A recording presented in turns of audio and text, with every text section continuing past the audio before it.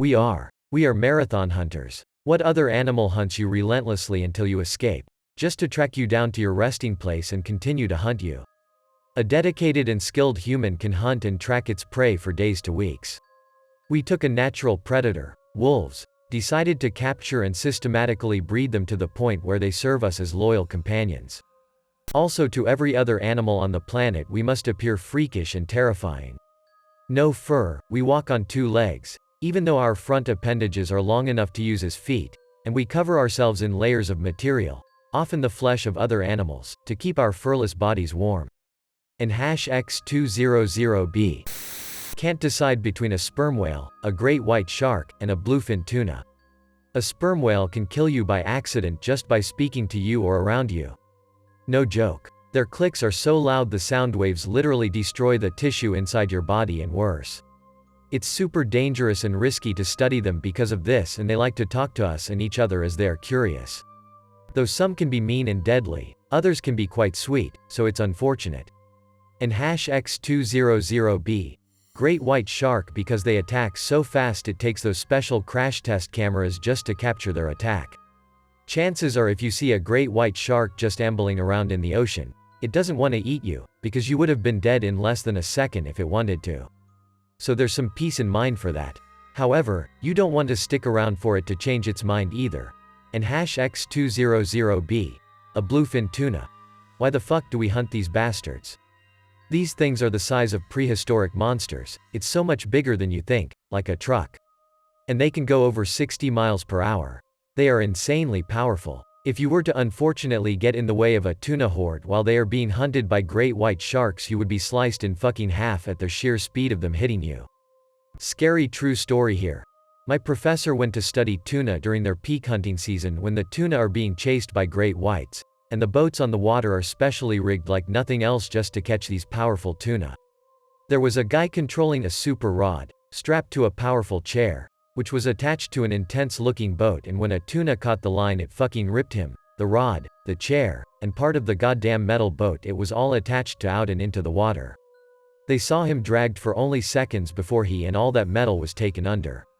They found the guy 3 days later washed up on shore, still in the chair, with a dead tuna, not even full-sized, that ran out of strength pulling that whole thing. The tuna even had a bite out of it that was linked to a great white, unsurprisingly, as it was slowed down and became a target by what it had been dragging. If that's not a terrifyingly hardcore bodybuilder of a horror fish, I don't know what is. I was in Kenya and I met an old Maasai man who was telling me the dangers of lions and elephants. I asked, "What animal should we be most afraid of?" He replied, "Not elephants. Not lions. The animal to fear most is the Kenyan police. Got shook down 3 times at gunpoint for money, you pay fine in cash now. By corrupt cops in 3 weeks. Fucking scary. They do stalk around like hungry jackals. But jackals with AKs. The Komodo dragon. It was believed their bite was so deadly because of the shit ton of funky bacteria in their mouths. This has been proved wrong with swabs of the dragon's mouths followed by analysis of the product of the swabs. Their mouths aren't any more or less nasty than any other animals. Their bite is almost always fatal because they are venomous. The venom contains some toxic proteins that cause rapid blood loss, inhibition of clotting, paralysis, and extreme pain. The dragon pretty much hangs around the victim and waits for it to lose consciousness because of pain, or become paralyzed, then moves in to kill it and enjoy a succulent meal with a side of fava beans. Jellyfish. Humans, but jellyfish are a close second. Why? They asexually reproduce. They asexually reproduce under duress. Boat goes too close. Shark tries to eat them, etc. No natural predators due to their obvious defense mechanisms, no higher level thinking, so all they do is single-mindedly execute basic parameters without consideration of necessity. Their reproduction is not a 1-to-1 ratio but rather an exponential one. They drop loads of offspring at the sight of trouble or care. Other species are pushed out of their environment by their mere existence.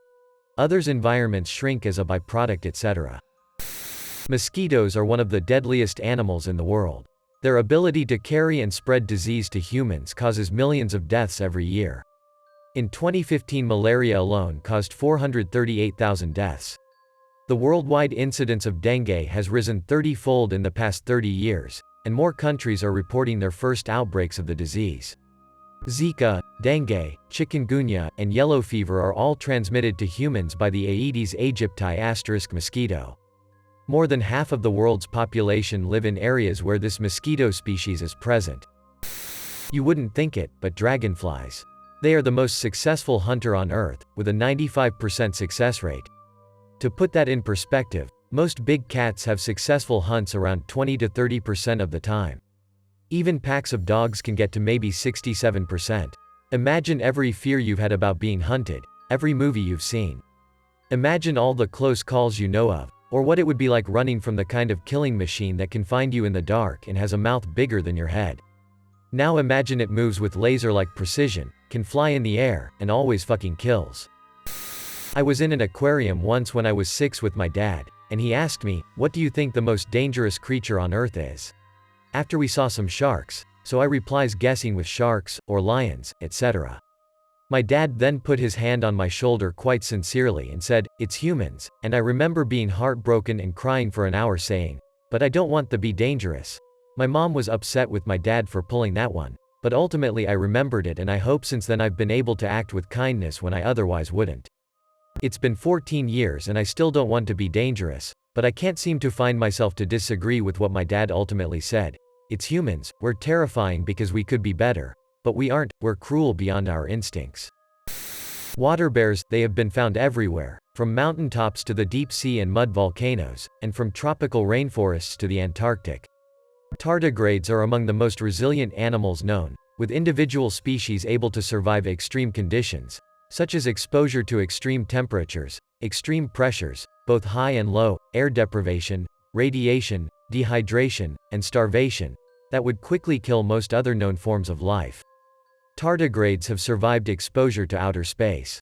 About 1,150 known species form the phylum Tardigrada, a part of the superphylum Ecdysozoa. The group includes fossils dating from 530 million years ago, in the Cambrian period. Flies. Not just the regular flies, but have you seen the louse fly? It's about 5 to 10 millimeters and if it bites you, because it's a blood-sucking fly, you heard me? Flies that suck blood, it will itch for several months to a year. But this fly is not even the worst. If you go to Norway for a hike, you'll probably run into the clegg, which usually comes at you in crowds. This little scumbag of a fly looks like pure evil with orange eyes, and if it succeeds in biting you, it will never stop hunting you. There will be so much blood everywhere. I only thought mosquitoes would be annoying until I meet these flies. We kill things and each other and made Earth so toxic and/or inhabitable that other species are wiped out. If there's any living creature that knows fear, they will fear us for we are unstoppable. We die but we reproduce more of us and nothing will stand in our way until every corner of Earth becomes our home and none of it would be a refuge for other living creatures. We dominate, there is no stopping us. Humans. These bipedal apes have adapted to all environments. They have also terraformed many parts of the planet to better suit their needs. They have managed to eradicate almost countless numbers of plants and animals and continue to deforest greater areas in order to provide materials for their artificial cave dwellings and other such structures. While lacking claws and teeth of other predators, they use their intelligence to manufacture weapons of even greater lethality that are capable of killing at a distance, sometimes multiple creatures at once. See explosive devices, e.g. rockets, bombs, missiles, etc. Human beings. No other animal kills for ideology, patriotism, emotions, hate. And the only other animals I can think of that kills for pleasure are the spotted hyena and chimpanzee. On top of that, the animals that kill usually, unless an herbivore kills a predator, eat what they kill, they don't just leave the body to rot.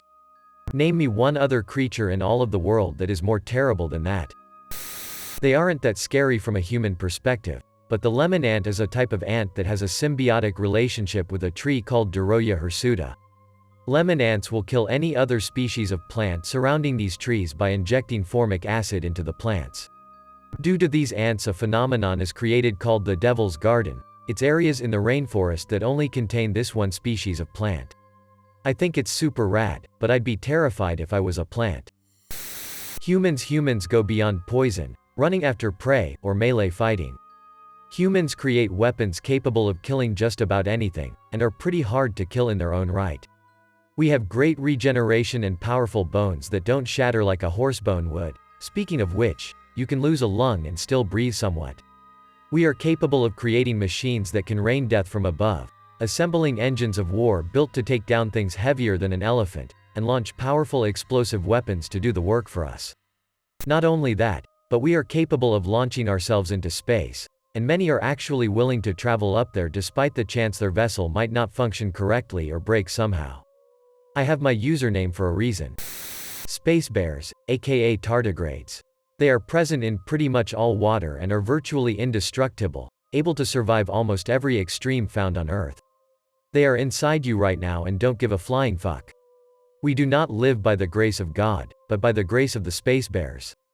Let us hope they do not decide that we are no longer fit to be tolerated, because we will have no recourse. They have no need of a boat.